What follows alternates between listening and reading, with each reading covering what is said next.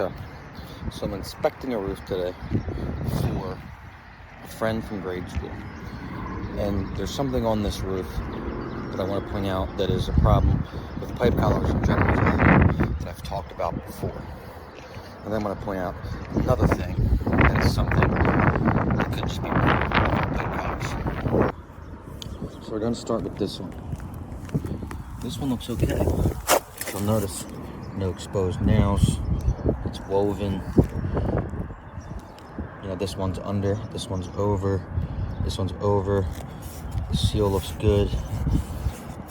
The seal looks solid. Okay, now we're gonna go look at another one. Next, we're gonna come look at this one. I don't know if you'll notice, this one's got exposed nails, which this stuff doesn't really stick very well. You can see I'm just pulling it off, no problem. This one's a little bit more stuck, but I could really just pull it off if I wanted to. And again, you can have water coming in the side of this and still hitting that penetration, because I'm sure they didn't silicone the bottom side. So look at this. Somebody attempted to fix this, and you can still see it opening, as well as this is really dug in, like somebody like pushed it in too hard, or like that whole thing is just moving and that pipe's not connected to anything. You can see on the back side too, it's just open and somebody tried to throw some silicone in here. Now we're gonna go look at two more.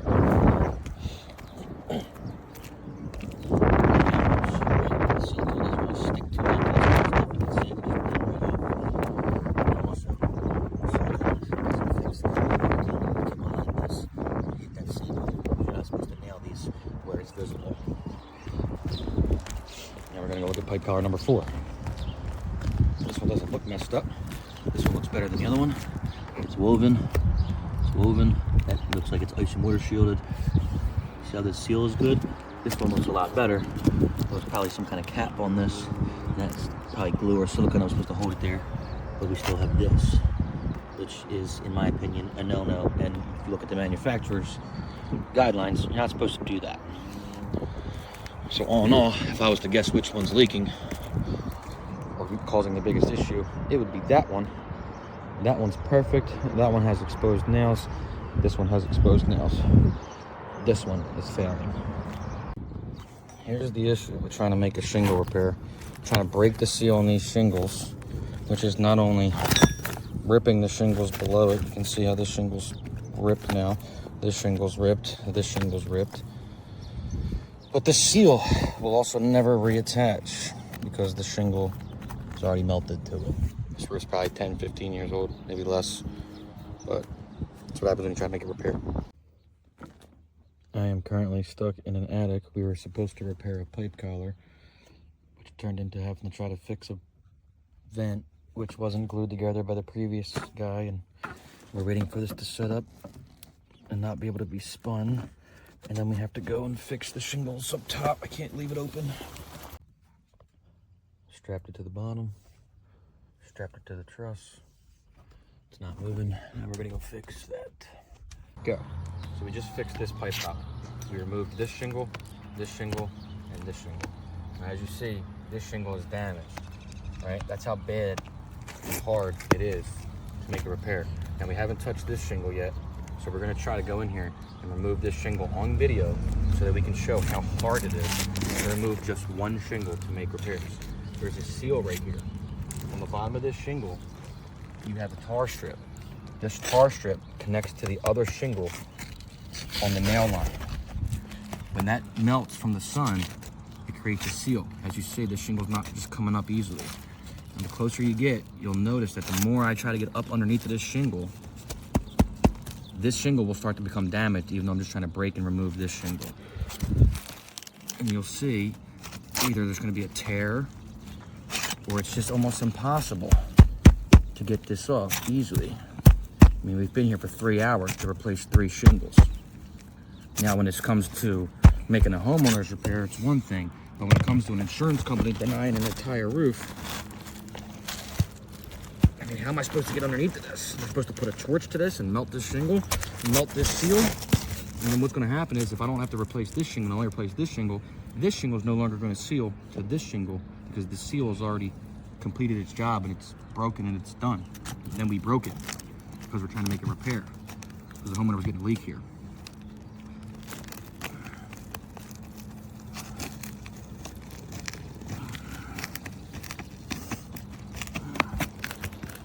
when we damage this shingle, the insurance company's gonna say it's our fault. It's not really our fault. It's really the way the manufacturer has designed the system to work for a long 30 to 50 year timeline. And then when we make these repairs, we're jeopardizing the entire system, which is why a lot of roofing contractors don't like to make repairs, because then the liability is gonna lay on us, and then they're gonna say that something was our fault.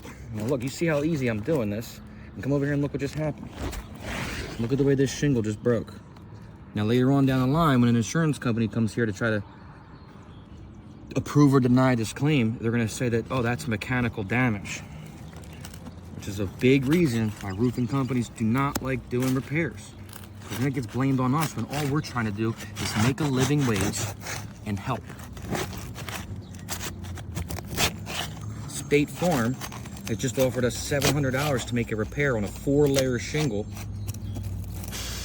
That's a discontinued, a 4-layer roof with a discontinued shingle. And you see how hard this is. And we did a brittle test on the other roof, and you can't even get this underneath of here without popping through. It's like right now you can see my cat's paw is up here. I'm not popping through that shingle. On the other roof, we're popping right through the shingle because it's so brittle. And there's like 30 missing shingles, there's hail damage. It's an obvious, perfect scenario for a claim. Now this isn't obviously a claim. Look at this, the roof looks very good. It's just the pipe collar failed. So I'm not gonna try to sell somebody a whole roof. I'm just gonna make a repair if I can, because that's the right thing to do. Rooftop warriors try to do the right thing at all times. Now look, now I'm getting into another shingle. Right, this one's already done and off. This is a whole separate shingle, and I can see that I'm creating a crease right here, where like a spot where the shingles are starting to go. Just trying to get this shingle to detach from the other shingle. So then they're gonna say that I damaged it. So what should I do in this scenario? Do I not make the repair? Do I not help the homeowner? Do I just try to sell them a $20,000 new roof? Do I try to make an insurance claim? Look, come over here, get close. You can see. Look at all these granules that get lost. Just for me trying to, look at all that granule lost for me trying to get underneath of that. That's not blistering, that's not hail. That's just for me trying to get up underneath of here. Try to break this seal, because these shingles are welded together from the sun.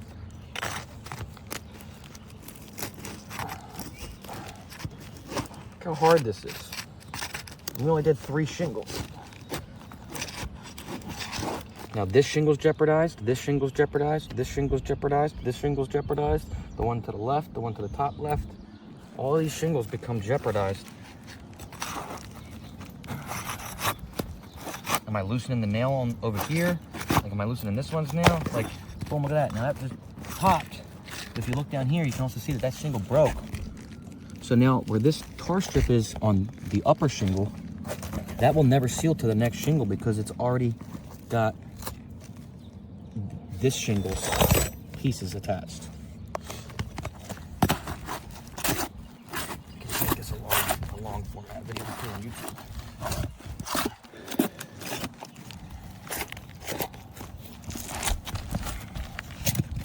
How long have we been recording for? Like 3-4 minutes now? 5.5. 5.5 to try to remove one shingle. I actually already started it.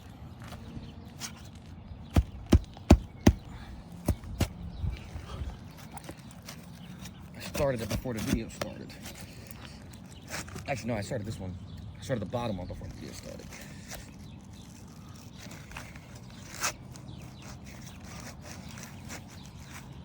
There it goes. There it is. Look at that. Almost got the whole shingle removed. Come over here.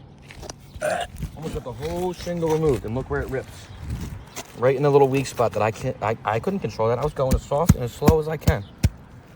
So now do I gotta replace this shingle too? And then that means when I start doing that means I gotta pull this off. Well, this starts down there. So that means I gotta pull this whole ridge off all the way back to here just to get this shingle fixed. Then I'm gonna damage all of these, which could potentially damage this as well. Now this has become a $5,000 repair versus 2 shingles. And the insurance companies don't want to acknowledge that. And if I leave this, somebody's gonna tell me I'm a bad contractor. Well, that might probably not cause a leak right there. Just a little tear in that shingle, or it will. You don't know, but it's damage to the roof.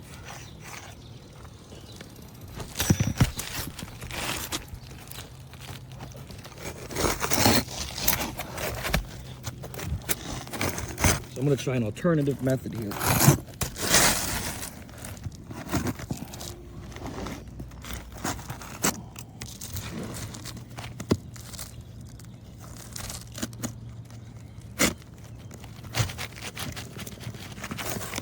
Now, as you see, to get that one out, I cut the top portion of it.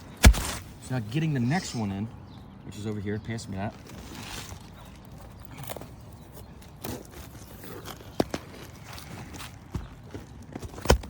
Ripping it deep. Focus on the camera. Focus on the camera. Still recording. Look where that's going to sit. Okay? The nail line is right here. So how am I going to get this in there without cutting it or jacking up the next shingle? Lifting it up. When I lift this next shingle up, I'm potentially going to damage it. Then I'm going to damage all of this. So then I'm going to have to change the makeup of the shingle. And then is the insurance company or the manufacturer going to tell me that that's wrong? Well, how else am I supposed to make this repair? This is the field work that insurance adjusters and manufacturers don't see that we have to do. Now that looks pretty decent, but guess what I got to do next? I got to put the nails in. To do that, I got to jack this up so high to be able to get, I know granted these are long nails, but even if I use short nails, I'm still gonna have to jack it up. And then what am I gonna hit that shingle? I still gotta jack it up here. Now there is a tool that we've invented for that, not us personally, but roofers and adjusters. But not everybody has access to that. Now I'm risking an injury. Now I'm risking damage another shingle. Unsafe. And this is what the insurance companies want us to do. Maybe I don't hit the line right. Maybe on the way back, the hammer's swinging this way. I might not be able to get the nails in the right positions. And then later on down the line, somebody's gonna blame us for an improper install when all we were trying to do is prevent the leak for the homeowner. All we were trying to do is help the homeowner and make our living wage. Roofers have the highest insurance rates of all the trades. But yet the trade or the insurance companies, when we do this work, want to pay us the least and not include any overhead and profit. You're supposed to have a minimum of 4 to 6 shingles per the manufacturer's guidelines. Now look at this shingle. See this? No one's touching it, right? Back up a little bit. See if you see the whole shingle. No one's touching this shingle, right? And look when I try to get up underneath of that. That should be down here. So now is that my fault? Or is that just the way it's got to be because of a repair? Then later on down the line, the insurance company's gonna say, oh, well, look what you did. You made a repair. Well, you guys don't want to pay for the full roof replacements. So what am I supposed to do other than this? Now we got a little bit of damage here. Now I gotta replace this whole shingle because I damaged that? Well, if I do, now I'm messing with every single hit. I'm messing with the last shingle because I can't just take these out and start here, because then we're gonna have a weird transition in the middle and somebody's gonna say, why did you do that? That's not right. So to do it right, it costs time and money. The insurance companies are liable for these processes, procedures, and the bill. That's why we pay for insurance. If they deny it, it's a frivolous thing. And it's a lawsuit waiting to happen.